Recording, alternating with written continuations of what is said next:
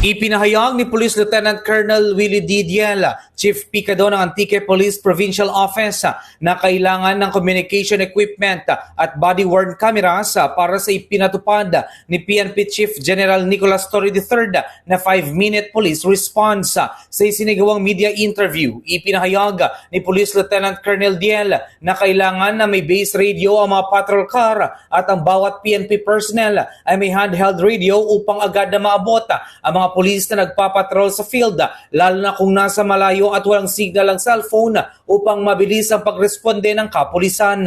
Ipinahayag pa ng opisyal na noong mga nakaraang araw, nagsagawa na ng pilot testing para sa 5-minute response ang Iloilo City Police Office at ang Rojas City Police Office. Dagdag pa nito na kailangan rin ng mga pulis na nagpapatrol ang body-worn cameras kung saan limitado lamang ito sa APPO at ang iba naman ay ginagamit ng Provincial Drug Enforcement Unit ng probinsya. Balita mula sa probinsya ng Antique, K5 Joe Jen, Kabatingan, Murillo. Para sa kampiyon na balita, serbisyo publiko at kasiyahan sa Pilipinas, ang kampiyon na istasyon, K5 News FM. K5 News FM. News FM.